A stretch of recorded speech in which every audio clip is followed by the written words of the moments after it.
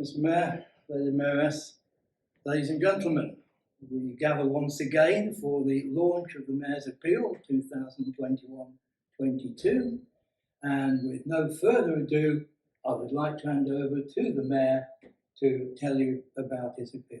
Mr. Mayor. Good afternoon, everyone, and thank you for coming.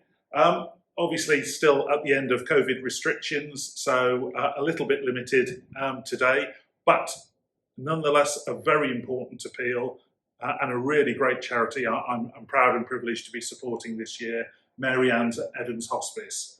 So Mary Ann and all the great work they do is highlighted on the banners that we've got here, and we're lucky enough to have the Chief Executive Liz with us, Liz Hancock, and she's going to say a few words about the charity.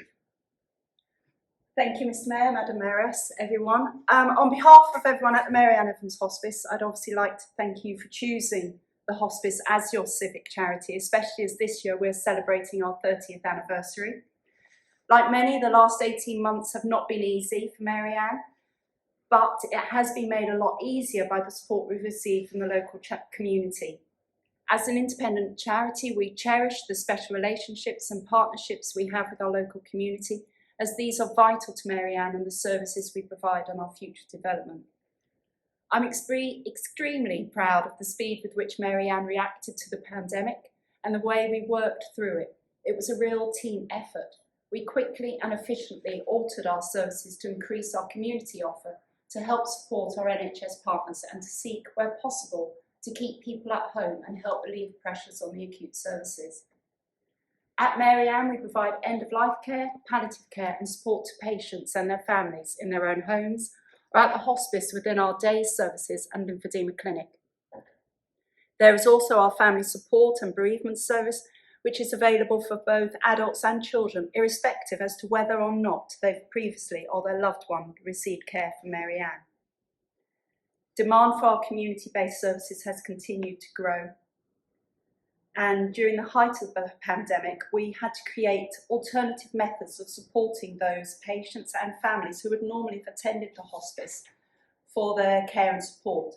And we continue to offer a blended service model depending on the needs of the patient, their family and our clients, ensuring that Mary Ann's services remain safe, effective and above all, caring.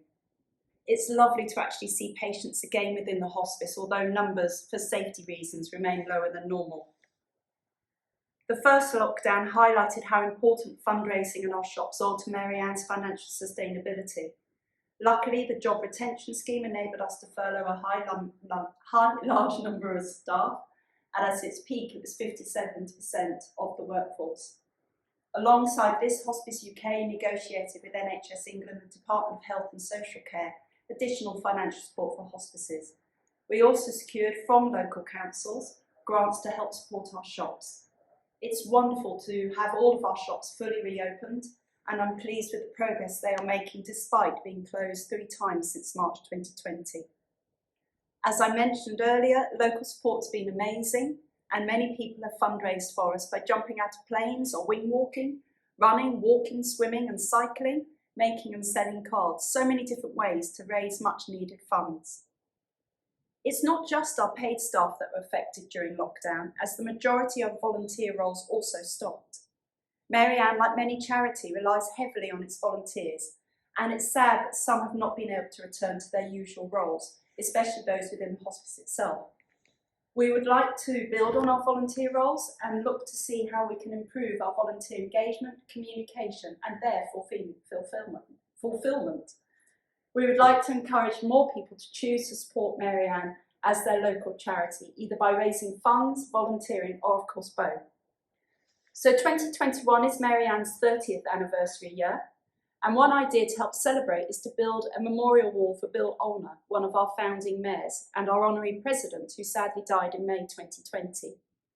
Bill's wall will be a lasting memory to his legacy, plus also a fundraising initiative, something I know Bill would have insisted on. COVID-19 has of course delayed the building of the wall, but we do hope to see it in our gardens in 2021, although it may well slip now to 2022. We can then start planning how to celebrate our 35th, 40th and 50th anniversaries. I'd like to end by taking this opportunity to thank you all for your continued support of Mary Ann and to wish you, Mr Mayor, a very successful mayoral year. Thank you. Thank you, Liz.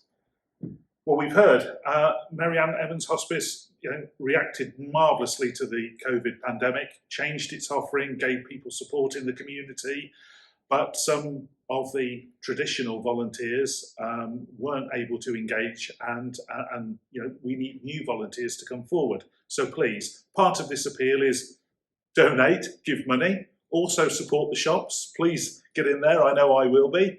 And also, if you're interested in volunteering, if you can support Mary Ann in that way, please get in touch with them. Thank you very much.